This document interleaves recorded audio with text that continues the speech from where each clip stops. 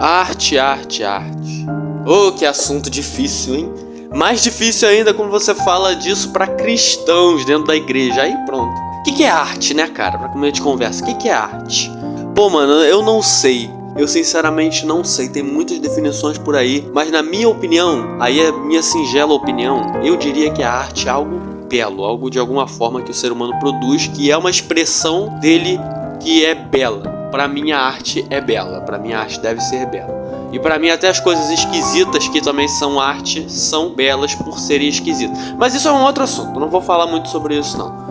O que eu quero falar hoje é sobre a covardia que o cristianismo moderno tem demonstrado em relação à arte.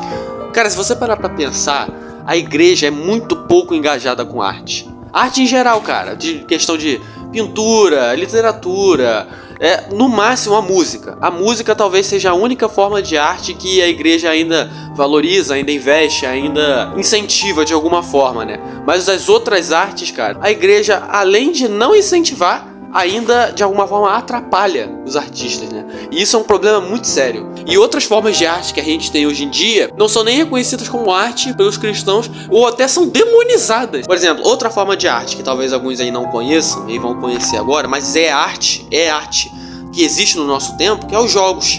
Os jogos são arte. Claro, tem alguns jogos que são muito ruins, com todo respeito, tem alguns jogos que são horríveis. Mas tem jogos, cara, que pelo amor de Deus, tem umas histórias assim absurdas. Aquilo ali é arte, é beleza, é tudo.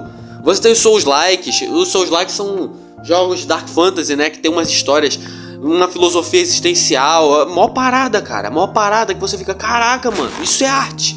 É quase literatura de forma visual em um jogo que você guia de alguma forma. É isso, cara. É muito lindo, é muito bem feito e é arte. E como o cristianismo não se engaja mais com arte, você já parou pra pensar, por exemplo, que a gente tem jogos incríveis aí como, sei lá, Bloodborne, Dark Souls, The Last of Us, cara, sei lá, mano, cara, muita coisa boa, mas você não tem um jogo desses que é cristão?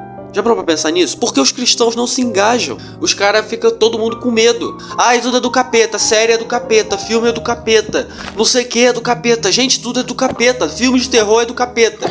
Mas a gente não pensa que tudo isso são formas de arte que a gente precisa estar presente pra poder mostrar nossa visão de mundo lá, gente.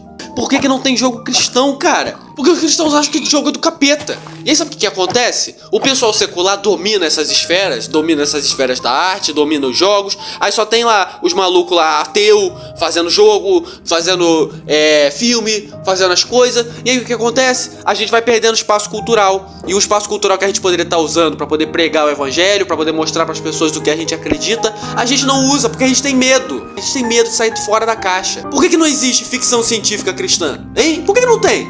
Por que fantasia cristã é tão escassa? Você tem Crônicas de Nárnia, você tem Senhor dos Anéis mais ou menos, mas sabe? Por que, cara? Por quê? O pessoal parece que tem medo, mano. Os poucos filmes cristãos que a gente tem no cinema são tudo as mesmas coisas, umas historinhas pé no chão, umas coisinhas assim. Tá bom, esses filmes são bons, tem gente que gosta. Mas e as pessoas que não gostam? Ação, cadê? Não tem filme de ação cristão, cadê? Por que não tem, cara? Aí você pode dizer, mas talvez isso daí seja contra as ideias de cristãos do pacifismo e tal. Beleza, cara, mas você tem a guerra espiritual dos anjos. Por que ninguém faz nada sobre isso, sabe? Não faz um filme sobre isso. Não fazem, cara. As pessoas não fazem. A gente fica sempre preso nas mesmas coisas. A gente imita os mesmos padrões. Como que a gente vai, de alguma forma, cara, impactar esse mundo, mano? Eu acho que a gente impacta muito o mundo que a gente vive, mano, com a arte, mano. E os ateus, eles fazem muito bem isso, porque como os cristãos não se manifestam mais, não fazem jogo, não fazem isso, o que acontece? Pega um ateu lá, cria, sei lá, um jogo mega filosófico existencial, e aí põe o cristianismo de alguma forma mal representado, como um vilão de alguma forma. Você tem muito disso em Dark Fantasy, cara. Histórias de Dark Fantasy, jogos de Dark Fantasy, o cristianismo de alguma forma vilanizado, porque a visão secular é essa. O cristianismo, principalmente o cristianismo medieval, né? Por causa das polêmicas que teve, as ocorrências. Beleza, de fato ocorreram coisas ruins, mas essas pessoas, elas tratam o cristianismo como se fosse só coisas ruins. Como se todos os cristãos fossem igual o pessoal da Inquisição, entendeu? E isso é um problema. Mas os caras não estão necessariamente errados, eles estão mostrando a visão deles, eles estão fazendo arte com a visão deles. Mas a gente está errado porque a gente não contrapõe, a gente não faz arte com a nossa visão, com as nossas crenças, a gente não faz, a gente simplesmente aceita e diz que é tudo do capeta. Só que as ferramentas não são do capeta, elas estão sendo usadas por pessoas que são contrárias a gente. Mas se a gente pegasse essas mesmas ferramentas e também usasse elas, a gente ia ver alguma mudança, algum equilíbrio. E a gente poderia atrair mais jovens também, cara. Porque o jovem jogando um jogo cristão, pensando sobre aquelas questões, sobre aqueles temas, sobre todas aquelas reflexões ali colocadas naquela obra, cara. A arte, tem gente que diz que a arte é inútil, né? Não inútil no sentido de que não serve pra nada, mas inútil de que não tem nenhuma eficiência realmente útil pra você mudar, pra você evoluir em alguma coisa. Mas eu acho o contrário, mano, porque a arte, ela promove o pensamento. E o pensamento é o que promove toda a sua ação da sua vida, cara. Tudo que você faz é guiado pela forma como você pensa. Então, cara, se você desenvolver a forma como você raciocina consumindo arte, seja literatura, seja jogos. Jogos são arte, tá, gente? Jogos são arte, sim. E tem muitos jogos aí que estão aí pra provar isso. E aí a gente tem essa forma de reflexão, de você pensar sobre alguns temas de forma diferente, vendo uma boa história, assistindo uma boa série, um filme bom, que hoje em dia tá cheio de filme ruim pra caramba também. Eu tô falando de filme bom, coisa boa, coisa bem feita, história assim, literatura, cara. É por causa que eu falo muito de literatura porque é a minha área, né? Eu sou escritor e aí eu acabo falando mais de literatura. Mas, cara, isso é algo que a gente tem que estar sempre pensando, cara. Se você é artista e você é cristão, cara, faz tudo pra glória de Deus. Faz a tua arte pra glória de Deus. Embute cristianismo na tua arte, embute cristianismo no que você faz, seja lá o que for, cara. Eu sei que eu não vou conseguir mudar todo um pensamento construído ao longo da história pelo cristianismo em um único vídeo. Mas, sabe, eu queria promover pelo menos a reflexão e o despertamento de pelo menos uns 3 cristãos que assistam esse vídeo. Cara, se você é artista, você tem umas ideias fora da caixa, cara. Ficção científica cristã. Sei lá, mano, um Dark Fantasy cristão. Eu tô escrevendo um Dark Fantasy cristão. Cara, meu Deus do céu, mano. Loucura, assim, que você fica... Caraca, mano, se alguém olhar pra isso vai falar que eu sou maluco. Um jogo cristão, cara, poxa, vai fundo, mano. Vai lá, cara. A gente não pode simplesmente deixar os seculares dominarem, cara. O gênero de terror é do demônio. Não, o gênero de terror não é do demônio. É uma ferramenta, cara. É uma ferramenta que a gente poderia estar usando. Sim, dá pra você escrever histórias de terror cristão. Dá sim, cara. Dá. Para pra pensar, mano. E aí às vezes a gente fica, não, mas eu não vou escrever uma coisa dessa envolvendo Deus, meu Deus do céu. Cara, a própria Bíblia. A Bíblia, que é a nossa regra de fé e prática, que é o nosso livro que guia tudo que a gente pensa, tudo que a gente faz como cristãos. Na Bíblia tem todos esses gêneros, cara. Na Bíblia tem terror. O Apocalipse é o quê, cara?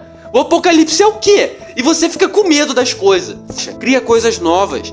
Vamos mostrar pro mundo que o cristianismo, a gente não é idiota, cara. Você tem aí um montão de autores aí mais antigos que transformaram a fé deles em obras maravilhosas e usaram o pensamento cristão deles para poder permear tudo que eles faziam. Você tem C.S. Lewis com Crônicas de Nárnia, você tem o Tolkien com O Senhor dos Anéis, o Dostoiévski. Sabia que Dostoiévski era cristão, cara? Ele era ortodoxo, cristão ortodoxo. Cara, o pessoal assim que criou obras magníficas. Eu tô citando só de literatura porque é até onde eu conheço.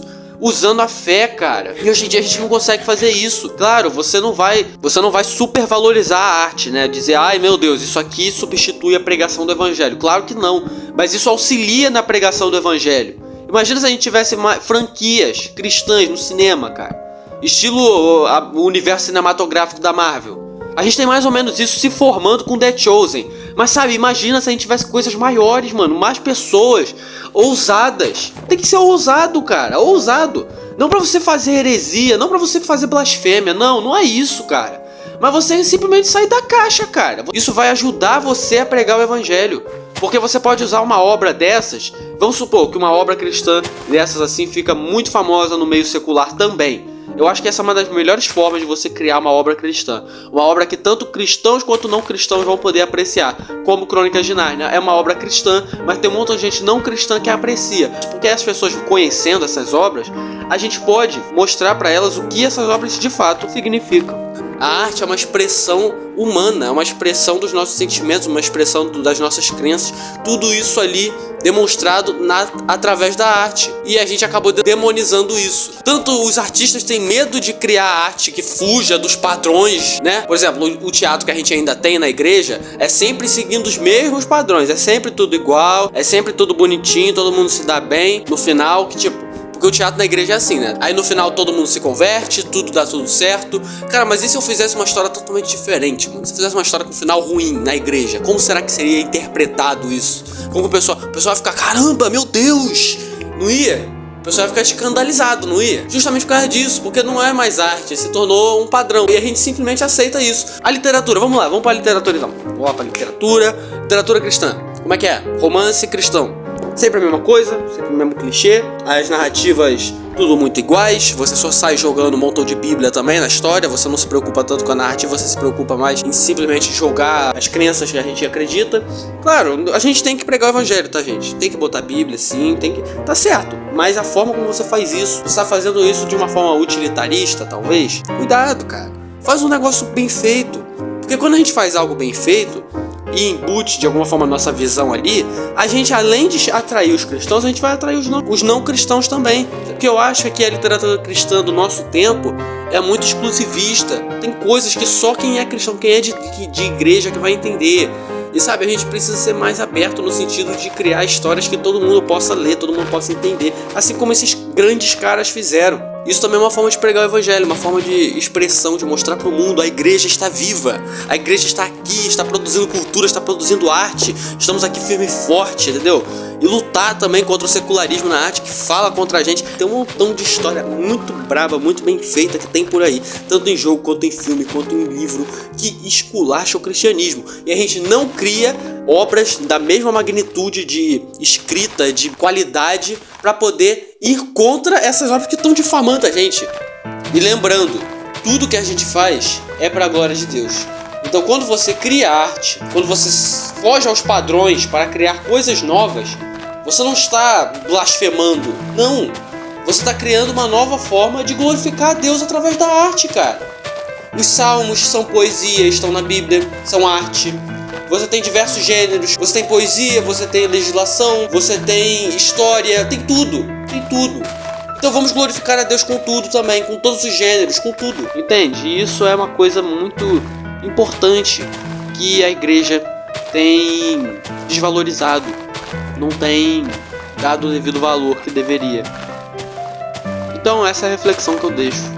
Se você é artista, cara, pensa um pouco sobre o que você pode fazer, sobre o que você pode criar. E crie. Não tenha medo. Crie.